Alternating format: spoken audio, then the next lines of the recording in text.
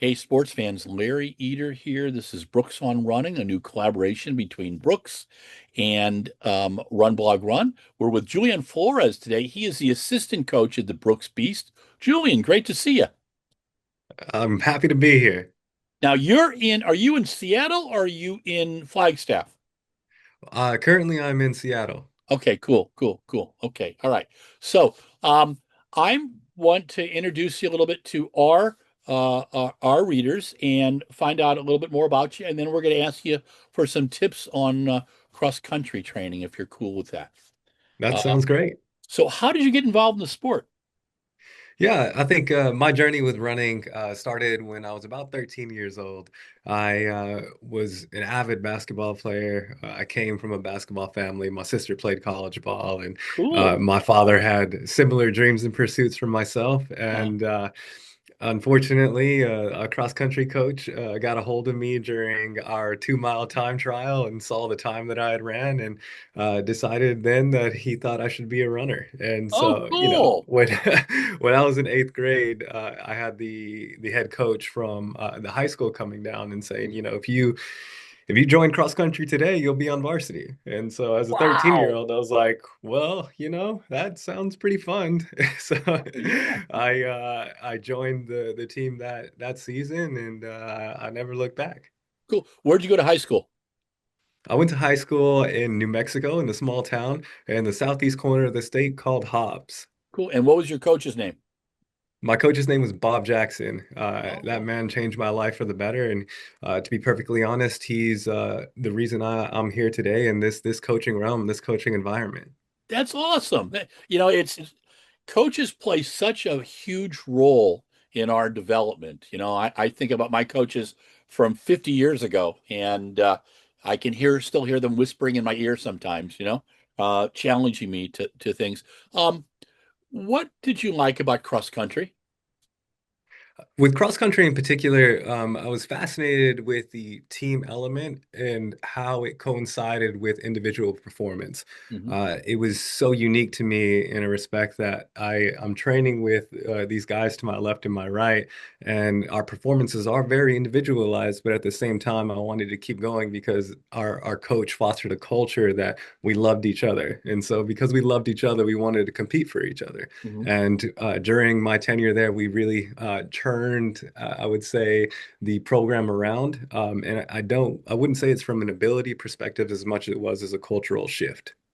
That's cool. Now, when you competed in high school, now was the school a big school or a small school? So Hobbs is a small town, but it's one of the biggest schools in the state because it's Okay. the only high school in the area. Oh, And so wow. a Okay. lot Okay. of I get that. communities Yeah. all gather towards that high school. Wow. Wow. Now, for those of us who aren't familiar, does it get really cold where you're at, or was it always really warm? Yeah, so we had a few challenges coming from Hobbs. Yeah. Like I said, it's in the southeast corner of the state. Mhm. And so with that, it's lower in elevation. You're going to be at about 2,900 to 31, and it's flat as a pancake. As Okay. far as the eye can see, there's not going to be a hill. And so the first Wow. time that we had seen altitude, or the first time we had seen a hill, was at the state meet. And so it was a real challenge to compete against maybe some of the schools that were set at 6,000 feet, Oh 7,000 feet, man. and we really had the odds against us. And so we did a lot of unique, fun things, and my coach continuously challenged us to get better with a lot of, I think, fun ways of training. That's cool. Do you recall any workouts that were your favorites from back at that time?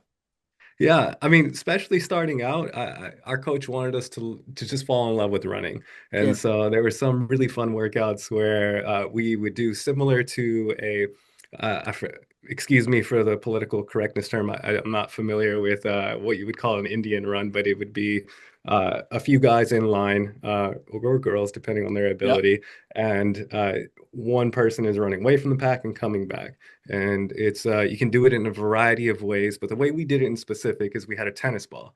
And so the Oh wow. person that was in the front of the line would chuck the tennis ball any direction, any any distance as far as they Wow. wanted, and the person in last place would then sprint towards that ball, and his rep would be retrieving the ball, coming back to the pack, and then we'd start over. And so our recovery was like getting back up into the line. That's And so that cool. was such a fun, unique workout. Another really similar workout that I had a ton of fun doing was the flag workout. Now this one was a little bit more intrinsic. You're trying to beat yourself. So Yeah. we'd have a timed rep. It could be 3 minutes, it could be 2 minutes, it could be anything under the sun.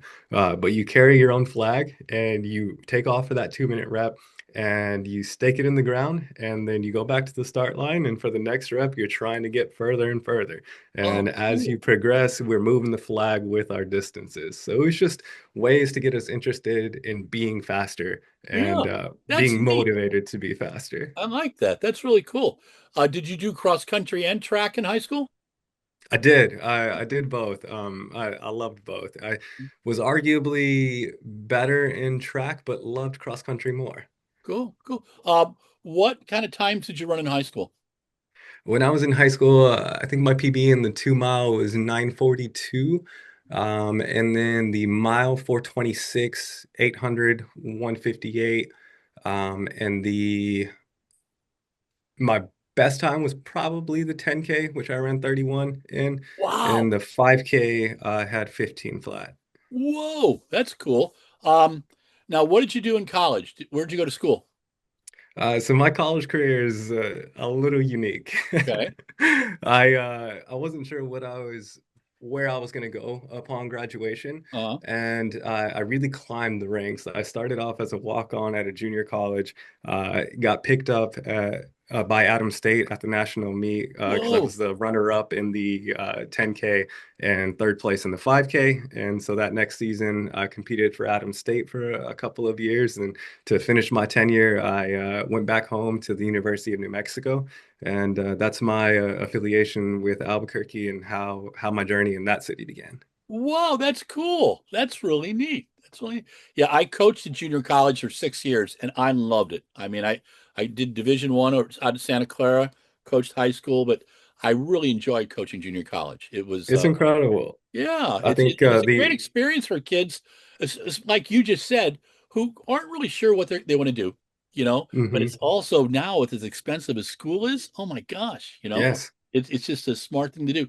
So, how did you get involved with Danny and with Brooks Beast? Yeah. So when I transferred over to UNM and I was competing for them, Mhm. when I graduated in 2016, I had joined Brooks with their Hometown Heroes program, running the marathon for them. Oh, nice. And simultaneously, when I was a senior at the University of New Mexico, Josh Kerr was a freshman. And Oh, so okay. we were training partners for a bit. And then eventually, once he signed with the Beast, I was still running for Brooks under their Hometown Heroes, and we were training essentially the same workouts throughout that tenure into the 2020 trials.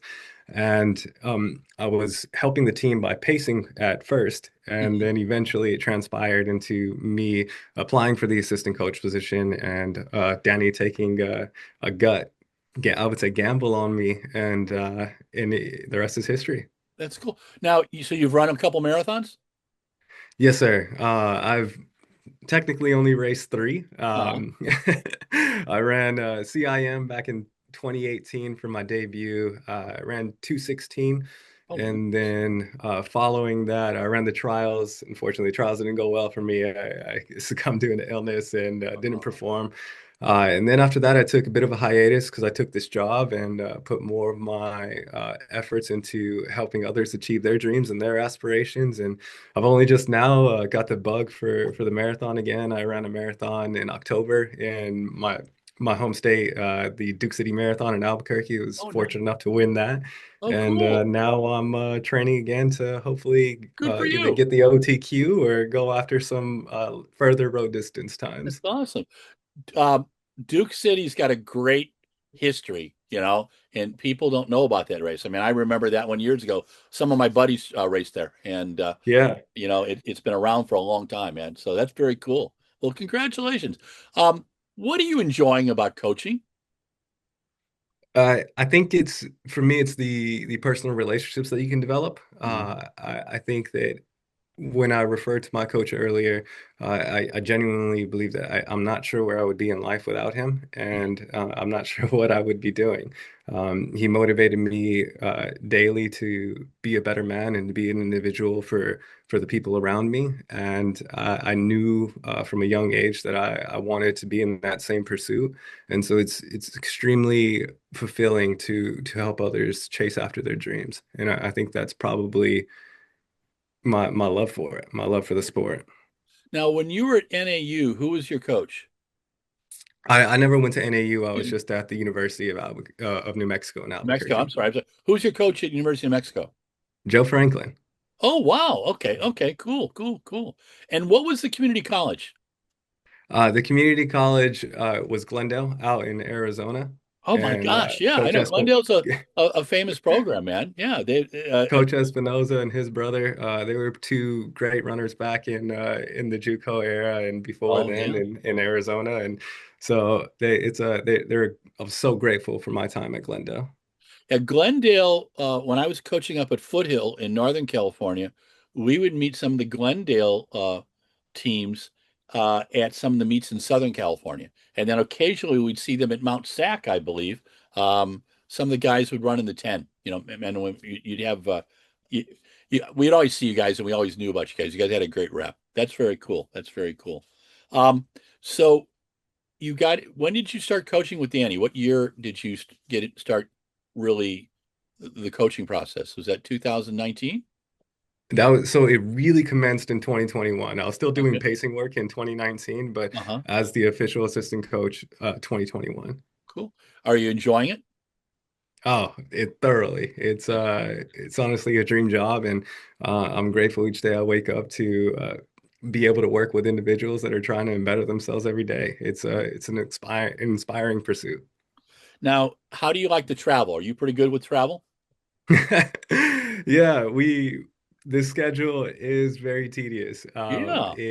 We're living out of a suitcase probably 5 months out of the year if you count altitude camps. Yeah. Altitude camps are in Albuquerque, and we are there for 3 to 4 months of the year, depending if we have a world championship camp that year or not. Then outside of that, it's all of the races. But Brooks is an amazing company, and they help us out in a variety of ways to ensure that we have some familial support whenever we are traveling. And so my family comes with me most of the time, Oh, nice. and my daughter, she's been to 7 countries now, and she Wow. is about to turn 2 in January. So Oh, that's cool, man. That's she's a really little world awesome. traveler. Oh, She's had yeah. escargot in Paris and Oh gosh. uh, That's fun. sushi in Japan. Oh, that's cool. What did you think about the World Championships? In Tokyo. Yeah. Overall, I mean, the culture in Japan was incredible. Yeah. I hadn't quite experienced anything to that caliber. I Yeah. mean, you could eat your food off of the street. I mean, that's not Yeah. a joke in some of the respect that this community has for the environment around them. Yeah. And so it was just really cool to be immersed in that and just an overall respect in general. Yeah. And then at the actual championships, J Japan loves two sports, and that's marathon running, running in general, and Wow. baseball. And Yeah. so to be at like a premier sport in a country for a world championships that values it, it was so cool to be a part of. Yeah, And the worlds were amazing. I mean, the crowds were great each night, like you said. And then there was a baseball stadium right behind us. yes, And two of my buddies who came to the championships were going to the track meets and then going over and watching baseball too. So, wow. but they had the combo. Um, you guys had, uh, it was really um it was a challenging experience for you with world champs uh, Hmm. with the 1500, and I just saw that I'm trying to think right now. There is an award that a nomination that they're making right now For uh, Josh.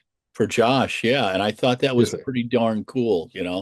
It, I mean, I was there. I was up in I sit in the very top of the stadium. That's my request each time, so I can see everything.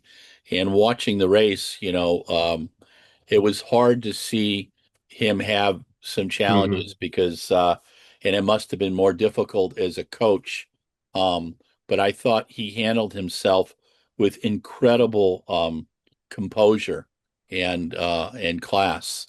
And I think that it's one thing to win a race and do it in a classy manner. And I've got to see him, been lucky enough to see him win, his medals. It's another one when you have challenges and how do you comport yourself. And I thought he did that incredibly well. It was tough to watch, but it was also I respected him for finishing too. Yeah, thank you. It was a difficult championships to witness from Josh's perspective. I think that if you follow Josh's career, you'll see that he is a very consistent athlete, and that's one of his keys to the success that he's achieved. Mhm. And when you have that success, it's difficult to lose. And some people lose horribly, and some people lose really well. And Yeah, Josh loses well. yeah, And it's because he knows that when he's at a championship at the start line, there's no stone that's been left unturned. And so yeah, everything that he has is given on the day. And when that's available to you, you're going to be okay, no yeah, matter the result that transpires.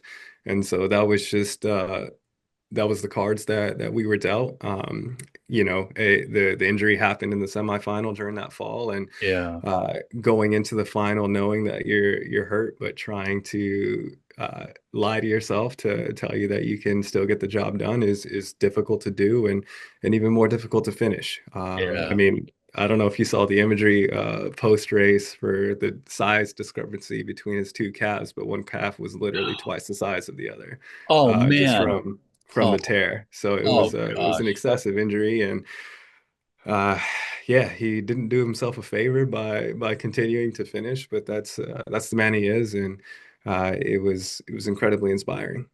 Yeah, I just saw on Instagram that he's just starting to train again. Is that correct? That is correct. I mean, he was in the pool trying to rehab that next morning, so Wow. Wow. he didn't miss a beat. He's back on his feet running again, and Good. he had his first real workouts this past week, and Wow. he's doing well. So Oh, good. we're Well, we're we're back. please, please give him my best. I met him back in 2017 um, Yeah. at one of the British meets, and he had not been selected. And I went up to him and his folks and just said, "Hey, look, I'm not a stalker. I do run, blog, run. You're going to make teams. You're the guys who pick your team sometimes drive me nuts. I mean, the British system, each system's interesting, right? The Yes. U.S. qualifying, there's times when I go lose my mind, right? And then, but there's times with the British system, which sometimes I think is brilliant, but there's also times I kind of go, okay. And, Yeah. I watched them not um, allow Sebco on the team, his last team he should have made in Mm. '88, and then I also watched them do Wendy Sly, who was a dear friend, also the same thing. So that selection process is also very interesting, Yes. and so you guys have to juggle that with between because you have athletes on several countries' teams, and that makes it even more interesting. Yes, sir. From Portugal to Italy to uh, Puerto Rico, the US, the UK, we're definitely a global team now. That's cool. All right. So, Julian, we're going to pick your brain about cross country for a little bit, if you're okay with that. Yes, And sir. Let's get into it. okay. Um, so let's talk about um, racing. And now we're getting to the point in the season where most of the state meets are over, right? And you've got Hmm. the Brooks Cross Country coming up, which is going to be awesome. I'm quite excited about it. I'm going to go to the Midwest Regional. I'm just about 2 hours away, and it'll be nice and cold. And who knows, maybe there'll be some snow. What do you tell young athletes about postseason events? How do you tell them to approach races like that? Yeah, I think one of the first steps is to make sure that you're aligned with your coach. Obviously, he needs to know that you're chasing after performing past the state meet because sometimes, depending on what your coach has done up until that point, you could have a plan that was meant for you to peak at state and Sure. no consideration for that championship meet. So I think having some clear communication early on in the season with your coach, saying that, state is extremely important to me and this is where I want to put my eggs in my basket, but how can we plan beyond that? And so having a plan in between state and that national title, I think is very beneficial. So let's go to the majority of kids. They're going to be competing in their early season meets. They're going to, uh, for many of them, their dream is doing well in the league meet. Uh, Hmm. how would you, if you were talking to a group of kids before the season starts, how would you suggest they approach cross country racing? I think with cross country racing, and I think this is some of high school running in general. Sometimes there's a little bit more of an emphasis on doing more miles, and that's not always the answer. A Mhm. lot of times that's what's leading to most of your problems. And I think that if we can transition more into having a emphasis on form and building strength to build your form and function will help you in the long run. A lot of times, I think some of the high school athletes are stacking mileage on a maybe a pattern that they developed that's inefficient and it's not effective, and so they're feeding that pattern instead of feeding the form. And so it's like you can get stronger and you can get faster to a certain degree, but your longevity in the sport isn't going to be there. And that's where you see some of these chronic injuries like hamstring, from tendonitis, from Achilles to plantar to anything in between. Mhm. And so I think take your drills seriously, look at your biomechanics, and try to become a more efficient runner. You also brought up just a couple minutes ago the idea of running things by your coach. Um, do you suggest to young athletes before the season starts to talk to the coach about what their plans are? Absolutely. I think it's the more communication that you can have is always going to be better. It's a team, right? You're working with another individual towards a common goal. And so you have to remember as an athlete that your coach is there because he wants you to be faster or she wants you to be faster as well. Yeah. And you can sometimes think that they might not have your best interest at heart, but more often than not, the answer is always going to be you're chasing after the same goal together. Now, you might have a different idea of how to get there, but that's where the communication comes in. Cool. How do you talk to young athletes about recovery days? Because they see themselves Yeah. as infallible. They are so strong they can do one hard day after another. How do you Yes. talk to a 14 to 17-year-old about that? So I'm a huge believer of hard days hard, easy days easy. Those easy days have to be easy. You can't go hard every day and expect to see a positive result. You have to let your body recover, and that comes in the form of making sure you're going to sleep at night. So maybe not playing as many video games whenever you're done with your homework, Mhm. and making sure that you're recovering. And if you can take your easy days easy, you'll be able to run faster on your harder days. And the end goal is to get faster. Mhm. So sometimes the step back is what's going to allow you to take another step forward. When and I get this question a lot, early in the season for high schoolers, they may have two meets a week. How do they Mhm. approach two meets a week when they're trying to look long term during the season? How would you suggest that? Yeah. So there are times in a calendar where you have to look at a race and you're going to quote unquote train through. And so Mhm. you can utilize a lot of these race days as a workout in itself. And it could come in the form of maybe you're attacking this race at a 90% effort level or an 80%, or maybe you have a course that has a few more hills on it that you might see at the state meet. And so you have cues to your athletes that like you really need to pay attention to your form on these hills. We're trying to get the best out of this specific course and this element on that course. And so I think it's putting a little bit more research into the course that you're going into and what course are you training for. And you can get more out of it from that perspective. Cool. When an athlete is getting to, when a team is getting to, let's talk about the team aspect.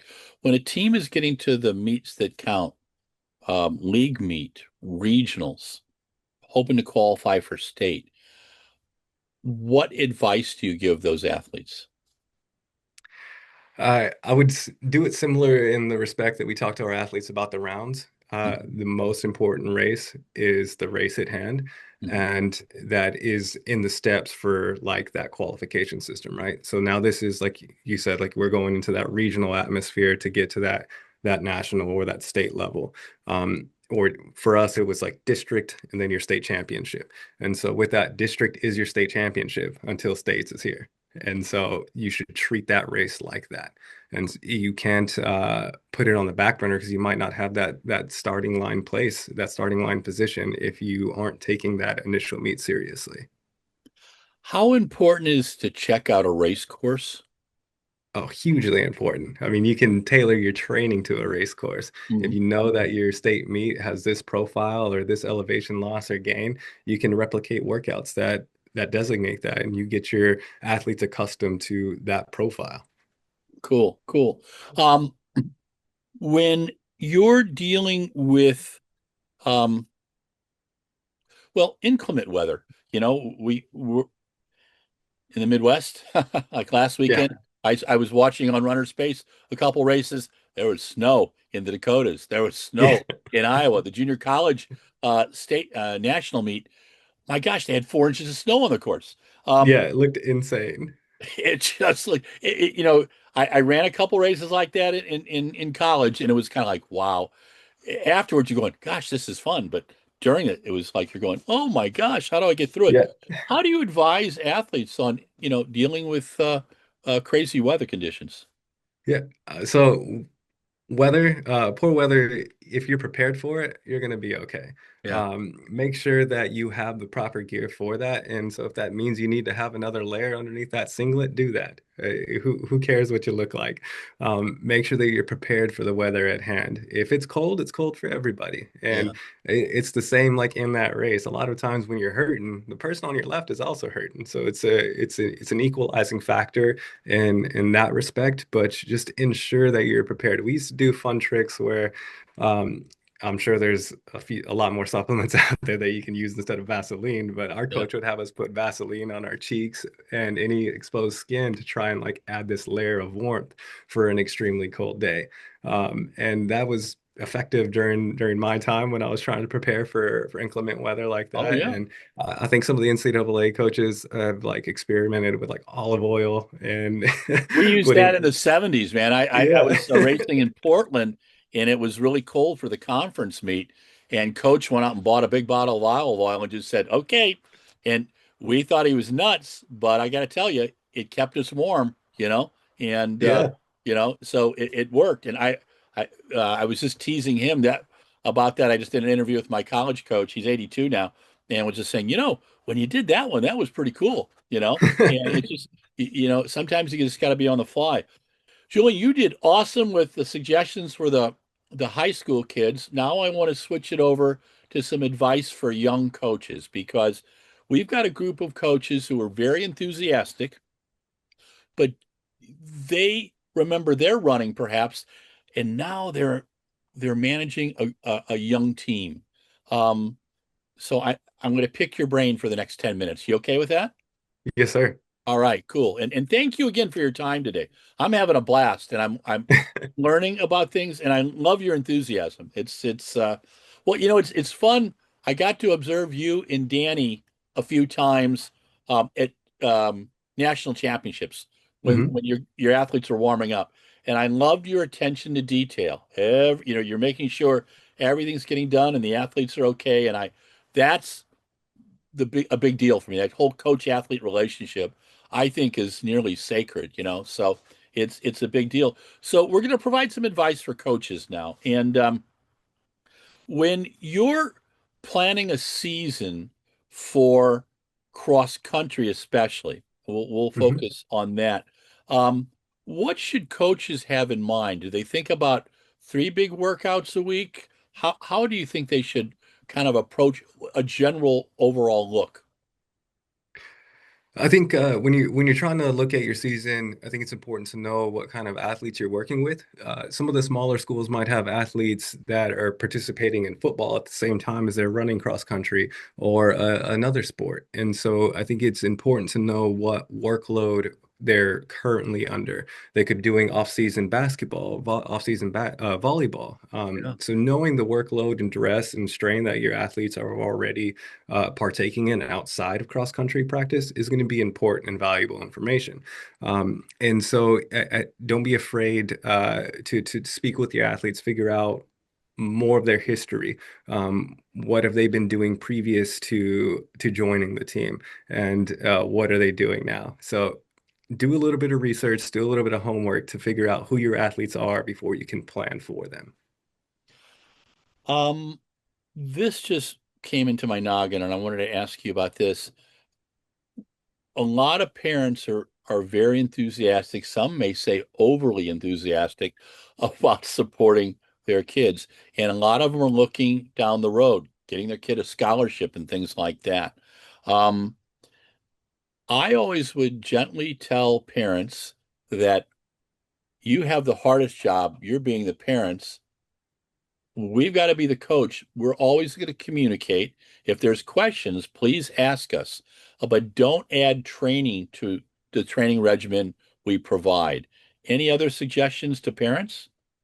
Yeah, I think it has to come down to a little bit of trust in the coach that is in charge of your child. Mhm. And I mean, speaking as a parent, I know that's difficult to do, to Yeah, trust another human being with your prized possession. But it has to be there. Trust has to be there. And I think if you can trust the coach, you can have a conversation maybe out as a parent outside of practice if you think that your child maybe needs some additional training in having that communication. And again, I'm going to keep saying like some of these same words like sure. communication Yeah. will help. Like don't be afraid to like have maybe a team meeting beforehand where it's just the parents and not the kids, and if they have like any questions for you as you join this journey together to start cross country, I think that that could be beneficial. But it goes again to just figuring out what athletes you have, and if you are doing your diligence there, more than likely you'll find out if they come from a athletic background from their parents or how involved their parents are, and you can kind of nip some of those problems and manage that workload capacity. So if you're having a race each week during cross country season, which is the way most of these programs are because they start in Hmm. September, they get their conference meet in mid-October, then they've got regionals and stuff like that. Um, and you've got a 7-day program. If you're talking to beginning coaches, um, what would a typical week you would suggest look like? Yeah, so this is under consideration that they don't have too much workload outside of cross-country practice. A general setup that I would have had when I was in high school from a coach that I truly believe in. Mhm. Um, we would meet on Sunday for a long run. We'd have that was outside of like school days and school Sure. hours. A Yeah. lot of high school coaches now have transitioned to doing that long run instead of on a Sunday on a Monday because maybe they can't get all of their athletes to come to an outside organized practice. And Okay. so if you are dealing with some issues like that, having a Monday long run can also be a really good answer to that.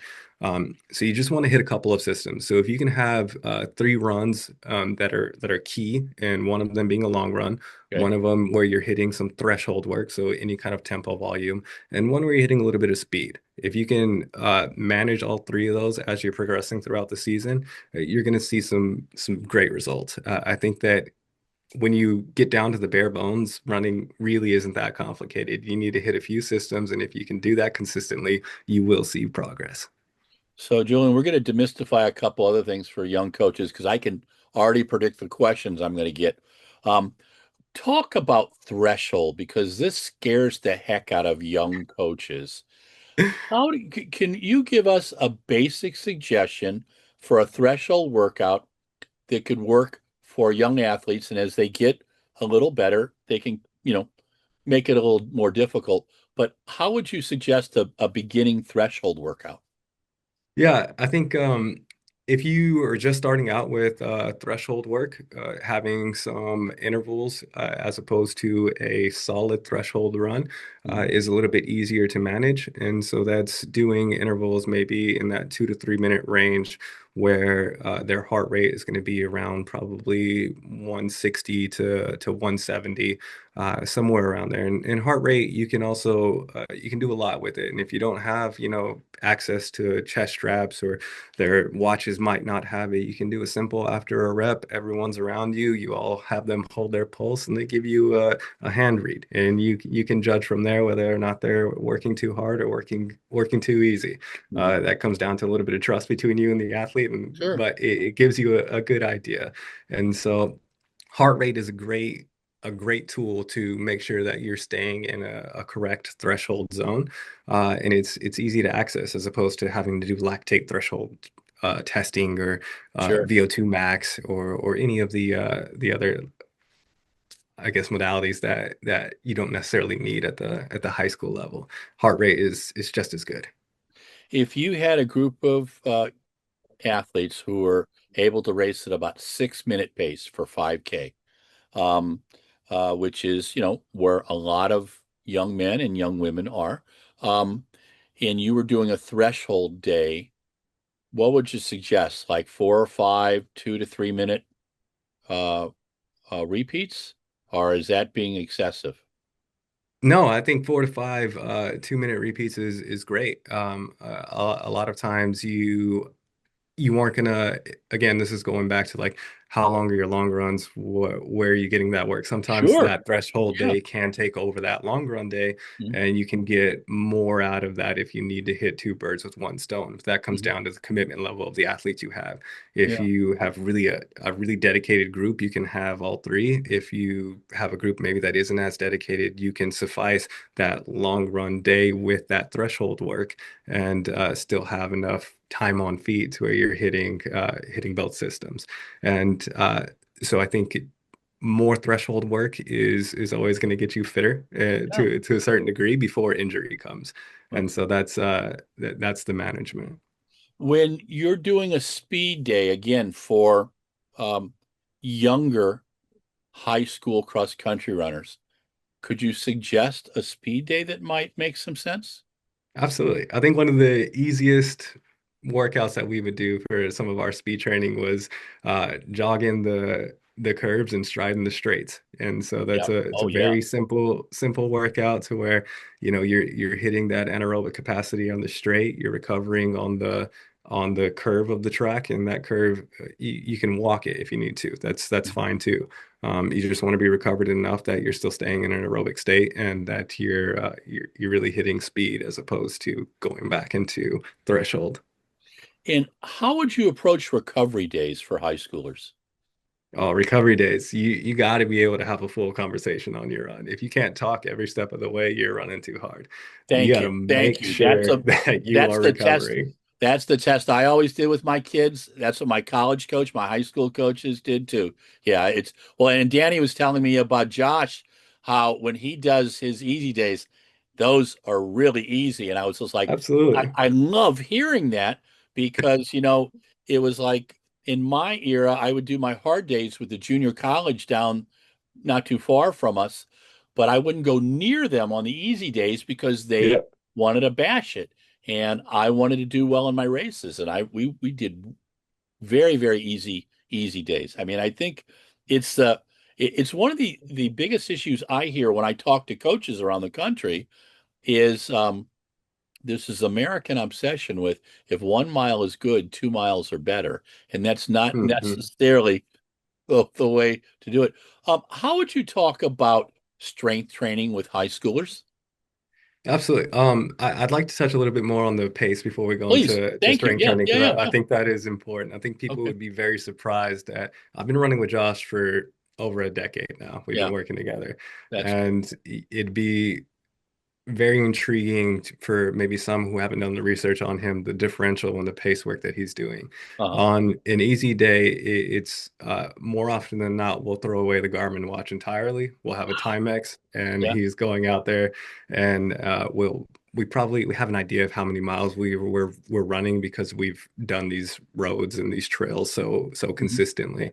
But it's easier to not pay attention to what pace are we running and how am I feeling. And so sometimes I'll wear a watch and he's not. And I'll like see a mile that we hit, and it could be in some of those beginning miles upwards of 8:30, you know. Wow. Okay, And that's so cool. That's great. it's Yeah, easy is easy. I mean, we yeah. have a funny calendar of our personal worst miles. One of them came after a really intense speed session, and our cool down mile for that first mile was like 13:52. So, Wow. and that was Wow. us just like trying to just like trudge along because the hard session was so hard that, Yeah. when it is time to recover, you need to recover. And so I'd really put a hard emphasis on hard is hard, easy is easy. And you've got to take those easy days. It's gonna help you progress. But yeah, sorry, that was another No, quick interjection oh, on Julian, pace that in was general. perfect. How do you talk about hydration with runners? Because again, that's an area, I found in my coaching experience that almost all of the so-called injuries my athletes were having, if I had them start carrying a water bottle around Yes. and drinking water before and after and during, um, gosh, it was a miracle. Those injuries Yeah. kind of went away, man. And what was has your experience been? So that's the nail on the head, and having a bottle, right? But a lot of this plays into like the culture that you're building for your team as a coach. Like our high school coach, he made sure that we all had a bottle, and we had this like culture built between us where like we needed to hydrate, we wanted to hydrate, and it was a game between us. Like, where's your bottle? You don't have your bottle today? What are you doing? And so it's like building this.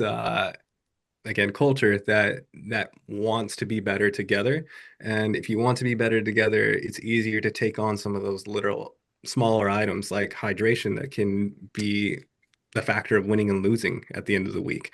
And so if you can carry a bottle around with you throughout your school day, throughout your classes, it's going to be easier to sip on that than if you're going to the water fountain to take a drink, or if you're waiting till you get home to fill up a glass of water.